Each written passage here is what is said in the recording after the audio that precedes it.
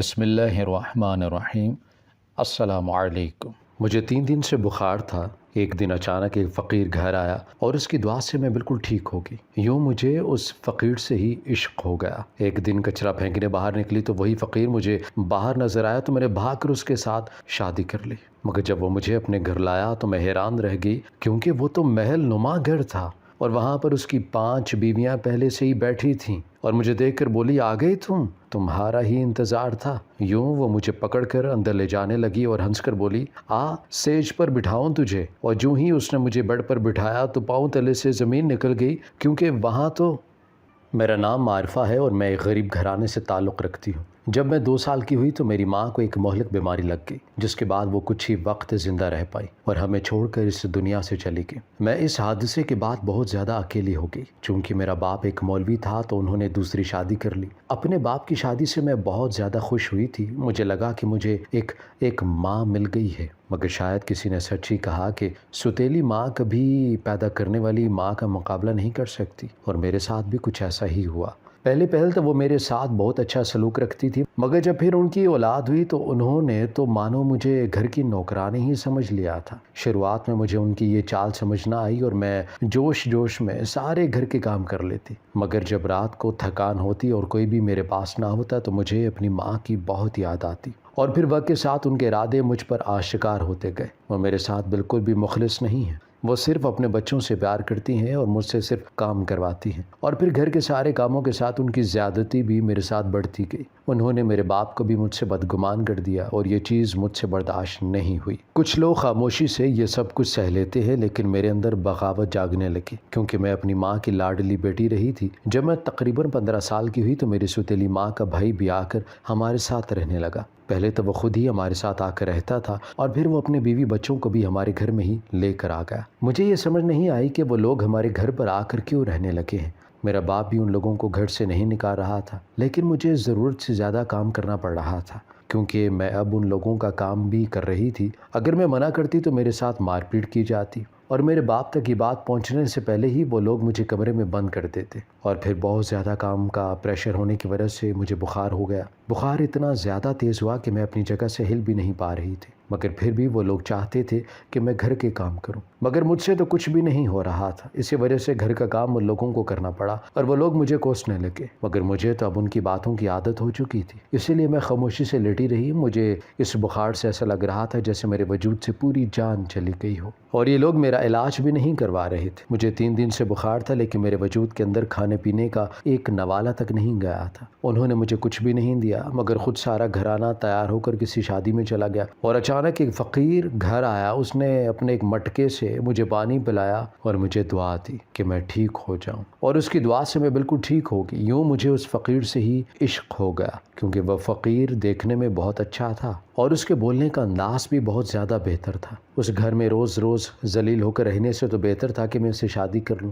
غربت ہوگی تو کیا ہوا، لیکن عزت تو ہوگی نا۔ جب میں نے اس فقیر سے اپنے دل کی بات کہی تو اس نے کہا کہ ٹھیک ہے، ہم دونوں شادی کر لیتے ہیں، لیکن مجھے اچھے طریقے سے معلوم تھا کہ گھر والے ہماری شادی کے لیے کبھی تیار نہیں ہوں گے، بلکہ میری ستیلی ماں تو بہت بڑا بوال کھڑا کر دے گی۔ اسے تو بہانہ مل جائے گا مجھ پر الزام تراشی لگانے کا اور میرے باپ کی نظروں میں مجھے گرانے کا۔ اسی لیے میں نے سوچ لیا تھا کہ میں اپنے طریقے سے شادی کروں گی۔ ایک دن کچرا پھینکنے باہر نکلی تو وہی فقیر مجھے باہر نظر آیا، کیونکہ وہ وہاں کھڑا ہوا میرا ہی انتظار کر رہا تھا۔ ہم دونوں نے پلان کیا تھا کہ ہم دونوں اب بھاگ کر شادی کریں گے، اسی لیے میں نے بھاگ کر اس کے ساتھ شادی کر لی۔ مگر جب وہ مجھے اپنے گھر لایا تو میں حیران رہ گئی، کیونکہ وہ تو محل نما گھر تھا اور وہاں پر اس کی 5 بیویاں پہلے سے ہی بیٹھی تھی۔ اس کے پہلے سے ہی 5 بیویاں ہیں، یہ سن کر تو جیسے مجھے کوئی صدمہ ہی لگ گیا۔ میں نے کبھی نہیں سوچا تھا کہ میری زندگی یوں اس طرح موڑ لے گی۔ مجھے لگا تھا کہ اس سے شادی کرنا میری زندگی کا بہترین فیصلہ ہوگا اور اسے شادی کر کے میری زندگی میں سکون آ جائے گا، لیکن میری زندگی تو پوری طرح الجھ کر رہ گئی تھی۔ آسمان سے گرا اور کھجور میں اٹکے والا محاورہ مجھ پر بالکل فٹ بیٹھ رہا تھا۔ اب میں چاہ کر بھی کچھ نہیں کر سکتی تھی، کیونکہ اب میرے گھر والے بھی مجھے قبول نہیں کریں گے،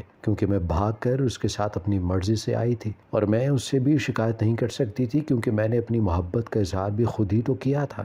خدا جانے میرے دماغ پر غفلت کا کیسا پردہ پڑ گیا۔ اس کی بیویاں مجھے دیکھ کر بولی، آ گئی تمہارا ہی انتظار تھا۔ یوں وہ مجھے پکڑ کر اندر لے جانے لگی اور ہنس کر بولی، سیج پر بٹھاؤں تجھے۔ اور جو ہی اس نے مجھے بیڈ پر بٹھایا تو پاؤں تلے سے زمین نکل گئی، کیونکہ وہاں کمرے میں تو ہر طرف شیشے دیوار پر لگے ہوئے تھے، مگر ایک دیوار کے پار سے جو منظر میں دیکھ رہی تھی اسے دیکھ کر تو میرے پیروں تلے سے زمین نکل گئی۔ میرا شوہر میری ستیلی ماں کے بھائی کے ساتھ کھڑا تھا۔ مجھے سمجھ نہیں آ رہا تھا کہ یہ یہاں پر کیسے آئے۔ کیا یہ میرے شوہر کو پہلے سے جانتے ہیں؟ کیا یہاں بھی میرے خلاف ان لوگوں نے مل کر کوئی سازش کی ہے؟ میرے پاس اس بات کا کوئی جواب نہیں تھا، مگر میں نے سوچ لیا تھا کہ میں ان کی یہاں موجودگی کی اصل مقصد کو پتہ لگا کر رہوں گی۔ بھلا ہی کوئی اتفاق تو نہیں ہو سکتا۔ میری زندگی پوری طرح برباد ہوئی تھی۔ مانا کہ غلطی میری تھی، لیکن ان کو یہاں پر دیکھ کر لگ رہا تھا جیسے اصل معاملہ کچھ اور ہی ہو۔ میری شادی کو 2 مہینے گزر گئے تھے۔ میرے شوہر نے مجھے اس گھر سے باہر قدم بھی نہیں رکھنے دیا تھا۔ باقی سب کا سلوک بھی میرے ساتھ اچھا ہی تھا۔ میں یہ سوچنے پر مجبور ہو گئی تھی، اگر یہ لوگ واقعی اتنے اچھے ہیں، میری اتنی زیادہ کیئر کر رہے ہیں، تو پھر میرے شوہر کو فقیر بن کر آنے کی کیا ضرورت تھی؟ میں نے کئی بار اس بارے میں اپنے شوہر سے سوال بھی کیا تھا، مگر ہر بار انہوں نے اس سوال کو ٹال دیا اور کہنے لگے کہ آئندہ مجھ سے اس بارے میں کوئی سوال نہیں کرنا۔ میں بھی خاموش رہی، کیونکہ اس گھر کے سوا میرا کوئی دوسرا ٹھکانہ بھی نہیں تھا، اس لیے یہاں پر مجھے کسی بھی طرح سے سب کے ساتھ بنا کر رکھنا تھی۔ اور جب اچانک میری طبیعت خراب ہوئی اور سب کو یہ پتہ چلا کہ میں ماں بننے والی ہوں، اس کے بعد تو سب لوگوں نے مجھے ہتھیلی کا چھالا بنا لیا۔ مجھے سمجھ نہیں آ رہی تھی کہ میں سب بھول کر خوش ہو جاؤں یا پھر اداس، مگر میں چاہ کر بھی خوش نہیں ہو سکتی تھی، کیونکہ مجھے اپنے باپ کی بہت زیادہ یاد آتی تھی۔ مجھے معلوم تھا کہ میرے وہاں سے نکلنے کے بعد میری ماں نے میرے باپ کے ساتھ بہت برا سلوک کیا ہوگا، میری پرورش پر سوال اٹھایا ہوگا، مجھے طعنے بھی دیے ہوں گے، لیکن کاش میرے باپ کو ان کی زیادتیوں کے بارے میں بھی معلوم ہوتا تو آج مجھے یہ قدم اٹھانے کی ضرورت نہ پڑتی۔ اسی پریشانی کے اندر پورے 9 مہینے گزر گئے، اور جب میں نے بچے کو جنم دیا تو میرے ساتھ ان لوگوں کا سلوک بہت زیادہ عجیب ہو گیا۔ مجھے سمجھ نہیں آیا کہ یہ سب لوگ اچانک بدل کیسے گئے۔ کل تک تو یہ سب لوگ مجھے ہاتھ کے چھالے کی طرح ٹریٹ کر رہے تھے۔ جب سے میرا بچہ پیدا ہوا تھا میں نے اپنے بچے کو دیکھا بھی نہیں تھا۔ جب بھی میں اپنے بچے کے بارے میں سوال کرتی تو سب مجھے کہتے کہ تمہارا اب اس سے کوئی بھی مطلب نہیں ہے۔ میں ان کی بات سن کر پریشان ہو جاتی کہ آخر میرے ہی بچے سے میرا مطلب کیوں نہیں ہے۔ 40 دن پورے ہونے تک میں ہاسپٹل میں رہی۔ جب میں ہاسپٹل سے لوٹ کر گھر واپس آئی تو میرے شوہر نے کہا کہ اپنا بوریا بستر باندھ لو اور اس گھر سے باہر چلی جاؤ۔ ان کا بدلتا رویہ دیکھ کر میں دنگ رہ گئی۔ میں نے کہا کہ میں اپنا سامان باندھ کر کہاں جاؤں گی؟ تو انہوں نے کہا کہ جہاں بھی جاؤ لیکن اس گھر سے چلی جاؤ۔ میں نے کہا کہ میرا بچہ کہاں ہے؟ مگر اس نے بچے کے بارے میں کوئی بھی جواب نہیں دیا اور کہا کہ آج کے بعد اس بچے کے بارے میں کوئی بھی سوال مت کرنا، کیونکہ اس سے تمہارا کوئی تعلق نہیں ہے۔ بھول جاؤ میں تمہارا شوہر ہوں اور بھول جاؤ کہ تمہارا کوئی بچہ بھی ہے۔ میں نے یہ شادی صرف بچے کی خاطر تم سے کی تھی۔ اس کی بات سن کر میں حیران رہ گئی۔ میں نے کہا کہ صرف بچے کی خاطر تم نے مجھ سے شادی کی تھی؟ تو اس نے کہا کہ ہاں، میں نے صرف بچے کی خاطر ہی تم سے شادی کی تھی۔ میری یہ 5 بیویاں ہونے کے باوجود اتفاق کے طور پر ان میں سے کسی سے بھی مجھے اولاد نصیب نہیں ہوئی۔ جب میں نے تم سے شادی کی تو مجھے لگا کہ تم بھی میری باقی بیویوں کی طرح بانجھ رہ جاؤ گی، لیکن ایسا کچھ بھی نہیں ہوا، مگر مجھے تم سے اولاد حاصل ہو گئی اور اب مجھے تمہاری بالکل بھی ضرورت نہیں ہے۔ میں نے کہا کہ تم ایک ماں کو اس کے بچے سے الگ نہیں کر سکتے۔ میں تمہاری بیوی ہوں جیسے تمہاری باقی 5 بیویاں بھی تمہارے ساتھ رہ رہی ہیں، میں ان کے ساتھ حسن سلوک کے ساتھ رہ سکتی ہوں۔ تو اس نے کہا کہ نہیں، ان 5 کا معاملہ الگ ہے اور تمہارا معاملہ الگ ہے، تم چاہ کر بھی ان لوگوں کے ساتھ نہیں رہ سکتی۔ میں نے کہا کہ میں تمہیں زبان دیتی ہوں کہ میں ان کے ساتھ بہت اچھے طریقے سے رہوں گی، مجھے میری اولاد سے الگ نہیں کرو۔ تو اس نے کہا کہ میں یہ جان بوجھ کر نہیں کر رہا، لیکن میری مجبوری ہے۔ میں نے کہا کہ ایسی بھی کیا مجبوری ہے جو تم اپنی بیوی کو گھر سے نکال رہے ہو اور اپنی اولاد سے دور کر رہے ہو؟ تو اس نے کہا کہ یہ سب جا کر تم اپنے ستیلے ماموں اور ماں سے پوچھو۔ اور پھر میرے شوہر نے مجھے گھر سے نکال دیا اور کہا کہ اس گھر میں اب تم کبھی بھی نہیں آنا، لیکن مجھے میرے بیٹے کی محبت یہاں سے جانے نہیں دے رہی تھی۔ لیکن میں یہ بھی جاننا چاہ رہی تھی کہ آخر میرے ماموں اور ماں نے ایسا بھی کیا کر دیا کہ یہ مجھے گھر نکالنے پر مجبور ہو گیا۔ اور سب سے پہلی بات جو شادی کی رات سے ہی میرے دماغ میں گھوم رہی تھی وہ یہ تھی کہ آخر میرے شوہر نے مجھ سے ہی شادی کیوں کی اور وہ فقیر بن کر ہمارے گھر کے باہر کیسے آیا؟ کہ یہ سب کچھ ایک سازش تھی؟ میرے پاس جتنے بھی سوال تھے ان سب کے جواب صرف مجھے میرے گھر والے ہی دے سکتے تھے، اسی لیے میں اپنے گھر چلی گئی۔ لیکن جیسے ہی میں اپنے گھر پہنچی تو وہاں تو گھر پر تالا لگا ہوا تھا، ہمارے گھر میں کوئی بھی نہیں تھا۔ یہ دیکھ کر مجھے حیرت ہوئی۔ میں نے محلے والوں سے پوچھا تو محلے والوں نے کہا کہ تمہارے کرتوتوں کی وجہ سے ہی تمہارے گھر والے یہاں سے چلے گئے ہیں۔ میں نے کہا کہ میرے کرتوتوں پر نظر ثانی کروانے سے زیادہ بہتر ہے کہ اپنے گھر کے معاملات پر غور کریں اور مجھے یہ بتا دیں کہ بس میرے گھر والے کہاں پر گئے ہیں۔ تو انہوں نے کہا کہ ہمیں نہیں معلوم کہ وہ کہاں پر گئے ہیں، جب تم اس گھر کو چھوڑ کر گئی تو اس کے 2 ہفتے بعد یہ لوگ یہاں سے چلے گئے تھے، مگر کہاں گئے اس بات کی ان لوگوں کو کوئی بھی خبر نہیں۔ ایسے حالات نے مجھے بہت زیادہ پریشان کر دیا۔ آخر میں اپنے گھر والوں کو کہاں پر ڈھونڈوں گی؟ میرے شوہر نے بھی کہا تھا کہ میں اس گھر میں لوٹ کر واپس کبھی نہ آؤں، وہاں پر مجھے کوئی نہیں جانتا تھا، یہاں پر یہ محلے والے مجھے غلط سمجھتے تھے۔ مجھ پر ایسے حالات آ گئے تھے کہ میرے پاس رات گزارنے کے لیے بھی کوئی جگہ نہیں تھی، اسی لیے پاس کی درگاہ میں چلی گئی۔ درگاہ کی حفاظت کرنے والے آدمی نے مجھے پہچان لیا، کیونکہ میں کئی بار اس درگاہ پر آئی تھی، اور وہ میرے باپ کو بھی جانتے تھے، کیونکہ میرے باپ مولوی تھا اور ان کا یہاں پر آنا جانا لگا رہتا۔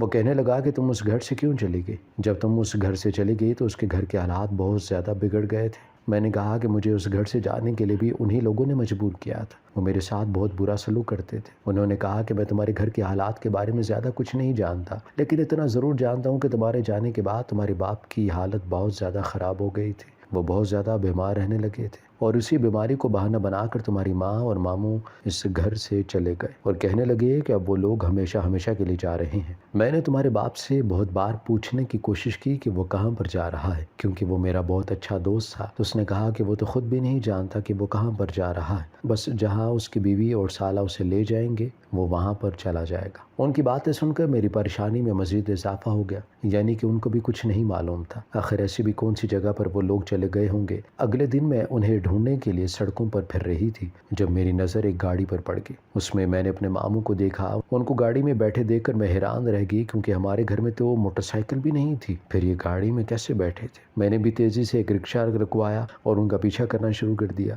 جب میں ان کے پیچھے پیچھے پہنچی تو یہ دیکھ کر میرے پاؤں تلے سے زمین نکل گئی، کیونکہ وہ کسی اور جگہ نہیں بلکہ میرے شوہر کے برابر والی مکان میں ہی آ کر رکے تھے۔ جب وہ گھر کے اندر چلے گئے تو میں بھی اس گھر کے اندر ہی چلی گئی، اور اندر جا کر میں نے جو حالات دیکھے وہ دیکھ کر میں دنگ رہ گئی۔ میری ستیلی ماں مہارانیوں کی طرح زندگی گزار رہی تھی، اور میرا باپ حد سے زیادہ ضعیف ہو چکا تھا۔ 1 سال کے اندر ہی میرے گھر کا حلیہ پوری طرح بدل چکا تھا، مگر جیسے ہی میری ستیلی ماں نے مجھے وہاں پر دیکھا تو مجھے دیکھ کر دنگ رہ گئی۔ ان کے چہرے کا رنگ سفید پڑ گیا۔ پھر جیسے ہی انہوں نے مجھے مارنے کے لیے چھڑی اٹھائی تو میں نے کہا کہ آج مجھ پر آپ کا یہ ظلم نہیں چلے گا، اگر آج آپ نے مجھ پر ہاتھ اٹھانے کی کوشش بھی کی تو میں پولیس کو بلاؤں گی۔ مجھ میں پہلے اتنی ہمت نہیں تھی، مگر شاید اس بار اولاد چھن جانے کا درد ہی اتنا تھا کہ مجھے ہر خوف سے آزاد کر دیا گیا تھا۔ میری ماں میرا بلا خوف روپ دیکھ کر پریشان ہو گئی۔ میں نے کہا کہ یہ برابر میں میرے شوہر کا گھر ہے، اگر کسی نے مجھے کچھ بھی کرنے کی کوشش کی تو آپ لوگ بہتر طور پر جانتے ہیں میرا شوہر کتنا اثر رسوخ رکھنے والا آدمی ہے،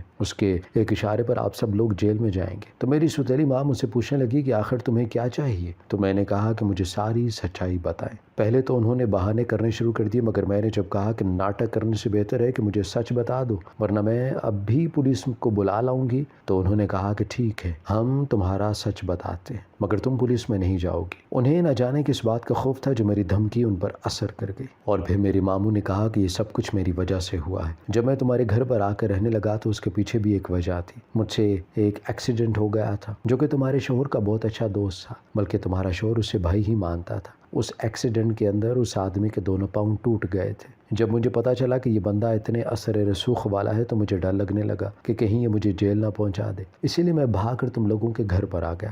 مگر میرے وہاں سے بھاگنے کے بعد تمہارے شوہر کو بہت زیادہ غصہ آیا اور اس نے کہا کہ کسی بھی طرح ان کی فیملی کو ڈھونڈ کر نکالے۔ جب مجھے پتا چلے کہ میری فیملی کو بھی خطرہ ہے تو میں اپنی فیملی کو لے کر بھی وہیں پر آ گیا اور ہمیشہ کے لیے وہیں پر رہنے لگ گیا۔ مگر نہ جانے تمہارے شوہر کو کیسے میرے ٹھکانے کا پتہ چل گیا اور اسے مجھے پکڑ لیا اور کہنے لگا کہ میرا وہ بھائی تمہاری وجہ سے ہی مرا ہے۔ میں نے کہا کہ نہیں، وہ میری وجہ سے نہیں مرا، میری وجہ سے صرف اس کا ایکسیڈنٹ ہوا ہے جو کہ ایک حادثہ تھا۔ اس نے کہا کہ تم حادثے کے بعد بھاگ گئے تھے، پولیس تمہیں ڈھونڈ رہی ہے اور تمہیں صرف میں بچا سکتا ہوں، اور میں تمہیں تبھی بخشوں گا جب تم ایک گردہ میرے دوسرے دوست کو دو گے، کیونکہ میرا دوسرا دوست بھی بہت مشکل میں ہے، وہ بھی مر جائے گا۔ اس سے بہتر ہے کہ تم اسے گردہ دے کر اس کی جان بچاؤ، ورنہ میں تمہیں جیل پہنچا دوں گا۔ جیل کا نام سن کر میں بہت زیادہ ڈر گیا اور میں نے اپنا ایک گردہ اس کے دوست کو دے دیا، مگر جب وہ مجھے چھوڑنے کے لیے تمہارے گھر آیا تو اس نے وہاں پر تمہیں دیکھ لیا اور مجھ سے تمہارے بارے میں ساری سچائی پوچھی۔ تو ہم نے اسے بتا دیا کہ ہم تمہاری شادی کروانا چاہتے ہیں، کوئی بھی لڑکا ملے تو ہم جلد سے جلد اس کی شادی کروا دیں گے۔ تو اس نے کہا کہ ٹھیک ہے، اس کی شادی مجھ سے کروا دو۔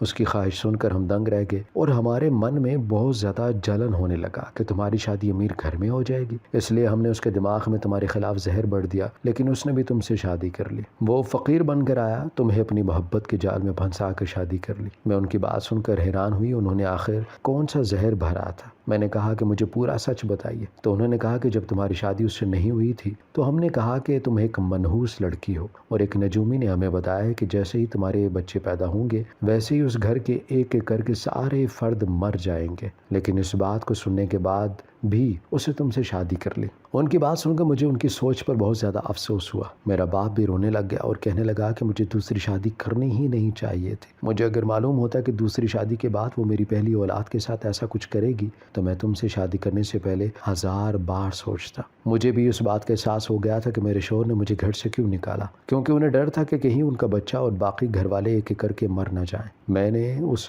گھر کو دیکھ کر کہا کہ آپ لوگوں کے پاس اتنا پیسہ کہاں سے آیا؟ تو اس نے کہا کہ تمہاری شادی کرنے کے بدلے میں تمہارے شوہر نے ہمیں ڈھیر سارا پیسہ دیا تھا، ہم تمہارے گھر کے برابر میں آ کر اس لیے رہنے لگے کہ تمہیں جب وہ اپنے گھر سے نکال دے گا تو تم در در بھٹکتی پھرو گی، مگر اپنے شوہر کے گھر آس پاس آنے کی ہمت نہیں کرو گی، اس لیے ہم نے گھر یہاں پر لے لیا تھا۔ میں نے کہا کہ اب آپ لوگ ساری حقیقت جا کر میرے شوہر کو بتائیں تاکہ وہ واپس مجھے اپنے گھر میں اپنی اولاد کے ساتھ رہنے دیں، ورنہ میں آپ سب لوگوں کو جیل میں پہنچا دوں گی، اور اس بار میرا باپ بھی میرے ساتھ ہوگا۔ تو اس نے کہا کہ نہیں، ہم جا کر اسے سچائی بتا دیں گے۔ پھر انہوں نے ساری سچائی جا کر میرے شوہر کو بتا دی، اور اس دن پہلی بار میں نے اپنے بچے کو دیکھا۔